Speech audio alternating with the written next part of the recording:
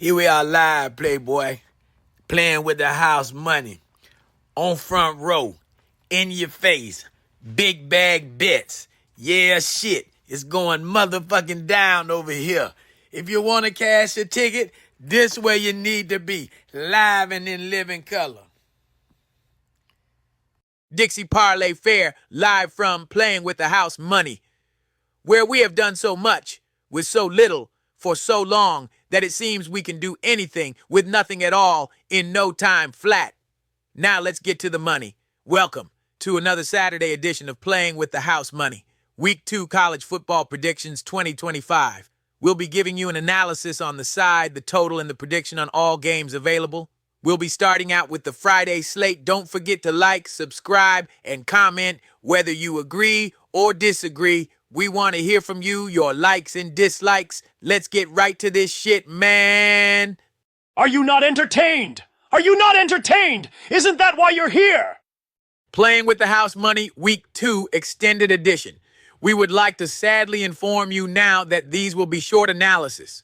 We will do our best to give you as much information as we can, but we will certainly try to give you a side and a total on each game. Now let's get to the money. Now for the finale. Back at you. If we're following me, I know you saw me at the window. We have a FCS match up in Nevada, minus 7.5 against Sacramento State with a total of 56. Even though Nevada came out the gate and fell on their face, it fell on their face 46-11 against the number 2 team in the country, Penn State. I think they should be able to handle FCS team. Nevada 31, Sacramento State 21. Another FCS matchup with Utah, minus 42.5 against Cal Poly. Utah came out last week and showed you why they brought in Devin Dampier through the portal. Utah 61, Cal Poly 10, Old Dominion minus 22 against North Carolina Central with a total of 50.5. Old Dominion lost last week to Indiana. They did cover the 23. They lost by 13 points.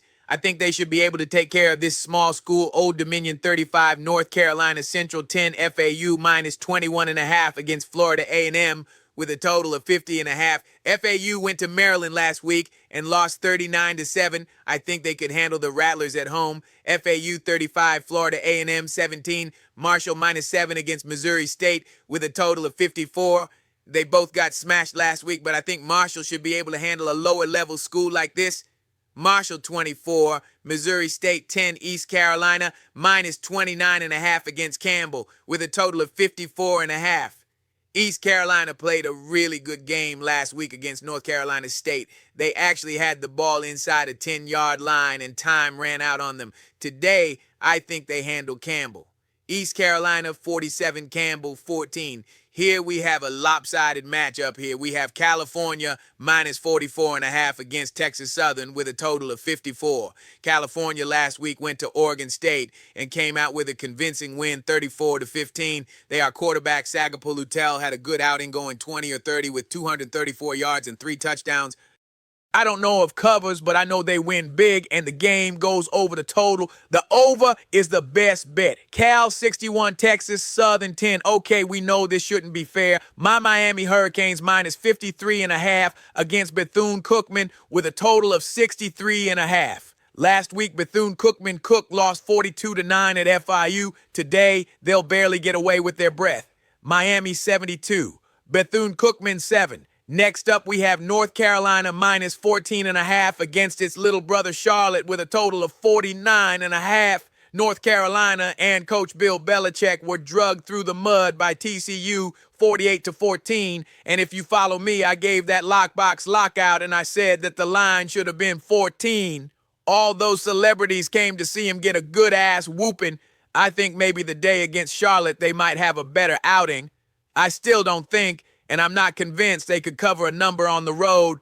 North Carolina 27, Charlotte 17, Tulane 13 against South Alabama with a total of 51. Tulane came out of the gate and defeated Northwestern last week 23-3.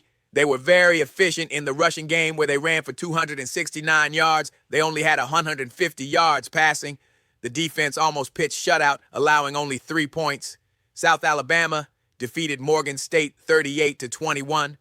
I think Tulane, even though they're on the road, can handle this little bit. Once again, Tulane 24 South Alabama, 10 Colorado State, minus 35 against Northern Colorado with a total of 52.5. Northern Colorado has yet to play down in 2025. With that being said, Colorado State lost by 17 last week, but I still don't understand how Colorado State could be getting anybody 5 touchdowns. Colorado State 30, Northern Colorado 10. This should be a good matchup. Kansas State minus 17 against Army with a total of 48. Kansas State play their first game this year in Ireland, and my homeboy, Big Money Ale, a Kansas State alumni, is still living it up in Ireland. Well, too bad betting on his team has not contributed to that. Last week, Kansas State played North Dakota, and they just eked out a 38-35 win favored by 27.5. Quarterback Avery Johnson has just not been living up to his billing. Army, on the other hand, out the gate to Darlington State, where they were 14-point favorite. If this game goes anything like the previous two for Kansas State, I think Army is good. Laying the money. Kansas State 27, Army 21. Now, this game is one of my best bets. Memphis minus 14 against Georgia State with a total of 58.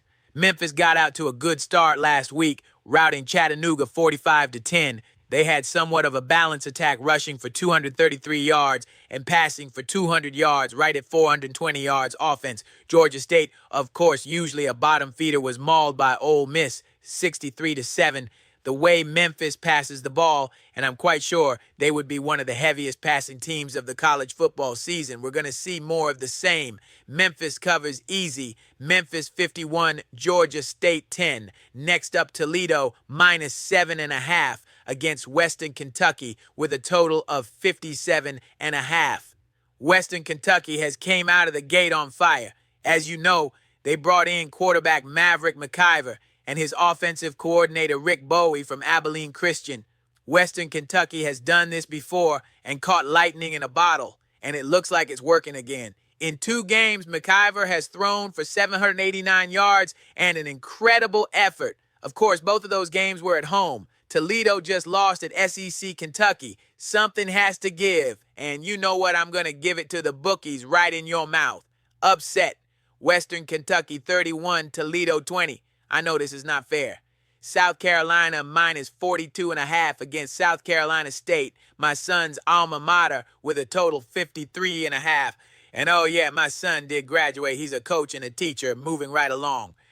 South Carolina has an exceptional quarterback in Lenoris Sellers, and I just don't think in no way, shape, or form can South Carolina State contain him. I don't know about the 42.5, but what I do know, is the total will go over 53.5. Because it's a little cousin in the neighborhood, they might just take it lightly down the stretch. South Carolina 52, South Carolina State 13, Auburn minus 43 against Ball State with a total of 52.5. Last week, everybody was on Baylor. I was on Auburn. I just don't like those weak, Big 12 teams. They don't hold up in the paint. I know y'all hate the SEC, so what's new? Bringing over Jackson Arnold right now is paying off. Auburn roster for 307 yards against Baylor. They shredded Baylor's defense. I think they'll do more the same. The Ball State, let's go out here and catch these little bitty fish. Auburn 61, Ball State 10. I don't know about this next game. Michigan State minus 3.5 against Boston College with a total of 45.5. Now, earlier, I had some first half unders, and I know for a fact they should have came in, but it's okay. Sometimes it just don't work out like that, especially when these dummies get personal fouls with seconds left until halftime. Happened in 2 games already today. With that being said, I'm not going to take her too much time on this, but I think Michigan State might just pull it out, but I don't think they'll cover. Michigan State 21, Boston College 20. Now, this week might tell a lot. We have LSU minus 37.5 against La Tech with a total of 49.5. Wow, why is that total so low?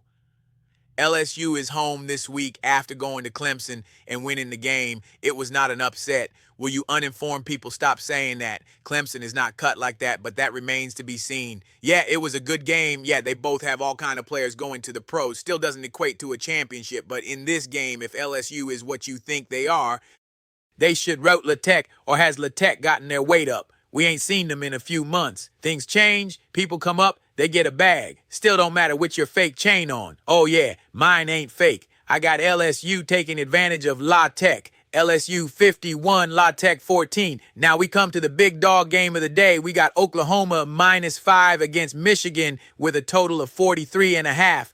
Oklahoma winning the portal and got Washington State quarterback John Mateer. Michigan went and paid $8 million for a freshman quarterback in Bryce Underwood. John Mateer did fare a little better, albeit against underscrub Illinois State, to the tune of 30 of 37 for 392 yards passing, 3 touchdowns, 1 of interception. Fact is, he's about to face a defense of the likes he's never seen. You don't even see these type of defenses in Washington State. Now, let's be truthful. Brett Venables can coach defense, and with Michigan having a rookie quarterback, a freshman quarterback at that, and he's going on the road in a very hostile environment, it's going to be tough. Even though Michigan cheated, they still have some really good players, and I don't think that you could just give them a touchdown. The game will close with Michigan winning outright. Michigan 24, Oklahoma 21. Okay, we got Houston -14 headed over the Rice with a total of 38.5. Houston and coach Willie Fritz started off against Stephen F. Austin. He went in the portal and somehow pride. Connor Wegman from Texas A&M. Wegman was somewhat efficient in his first game. He only passed 159 yards, but he had 3 touchdowns. I guess they took him out after that. Rice, on the other hand, lost their first game to Louisiana Lafayette, but they were plus on 10, so they covered the money. I don't think Willie Fritz is going to hold back. He's going to let Connor Wegman do his thing. Houston 28. Rice 7, Purdue 21 against Southern Illinois with a total of 51.5.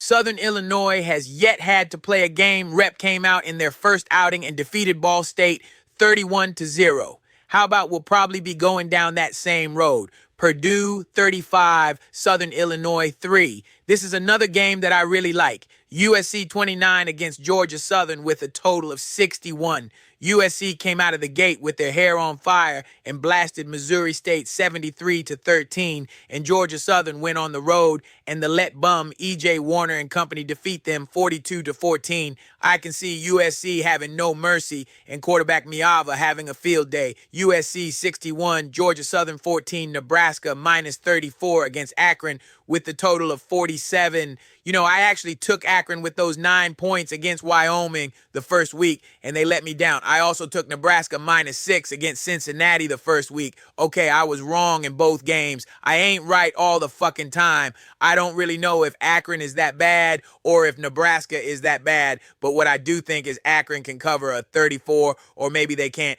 Nebraska 35, Akron 7. Next up, we have a pretty good matchup. Virginia Tech -2 and against Vanderbilt with the total of 45.5. Most of you probably remember this game last year. It was in the first week, and I just knew that Virginia Tech and Kyron Drones would go to Vanderbilt and for surely win that game. That just didn't happen. They lost outright as a 13-point favorite, 34-27. Thanks to Diego Pavia. I applaud you, sir. You really played some ball last year, but can you do it again? We know you're a journeyman from New Mexico State to Vanderbilt. This is your 7th year of eligibility. Soon your daughter will be in college. I gotta admit, he's a baller. I think Virginia Tech has revenge on their mind, especially after losing this year's first game again to South Carolina. I think they can hold serve at home. The bet comes to fruition. Virginia Tech 28, Vanderbilt 20. Next up, we have 2 teams that are headed in the right direction. Actually, we don't usually see this, but we have Arizona State on the road giving Mississippi State 6.5 with a total of 59.5. Frankly, I don't know what the odd makers see here, but based on what I see, I'm looking at Mississippi 31, Arizona State 28. Next up, we have down and out Alabama -34 against Louisiana Monroe with a total of 49. Most of the time you look at this game and say, oh my God, Alabama's going to kill these people. And you know what? I think you're right. Even though they lost to Florida State, which Florida State is really a good team. I don't know what y'all see. We're not talking about last year. I keep telling you, you cannot see these people one year and think they're the same person. So they proved it, and I think Alabama proves it here, letting you all know that they do have big nuts. I like Alabama to slam this. Alabama 51, Louisiana Monroe 7. Okay, you and UNLV. Oh no, UCLA -1.5 at UNLV with a total 54.5. Man, UCLA spent all that money on Nico Iamaleava and still hasn't made a difference.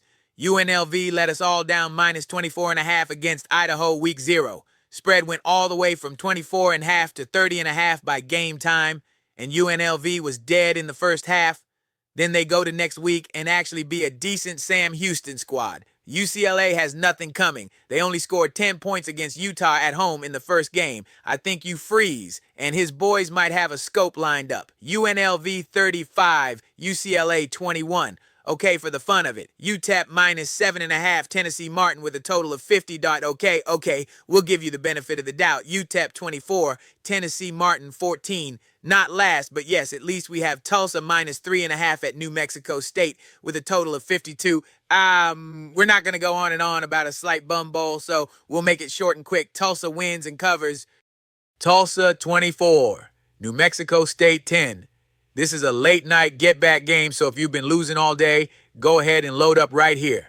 Arizona 31.5 against Weber State with a total of 56. Weber State doesn't stand a chance in hell.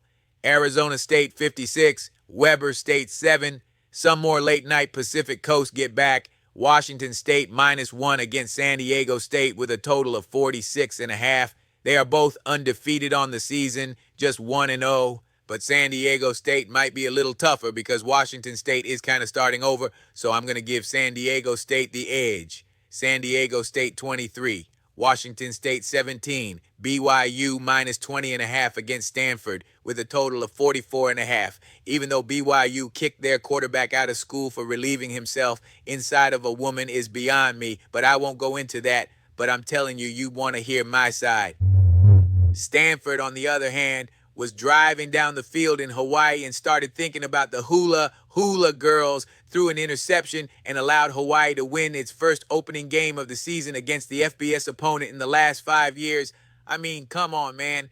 Stanford have had to rebuild after releasing their coach in the spring. They can't be saved. BYU 42, Stanford 14. Last but not least, and always a savior, is Hawaii -7 against Sam Houston State with the total of 49.5. Okay, I'm not going to take a lot of time on it. Hawaii is 1, and 1 Sam Houston State is 0-2. I still don't think Hawaii can cover any money, so guess what? I'll go out like this. Hawaii 24, Sam Houston State 21. That'll be all. Dixie Parlay Fair. I'll get at you early next week. Don't forget, like, subscribe, and comment good, bad, and all in between. I want to hear from you. Yours truly, the boy. I'm out. Got to find something to get into.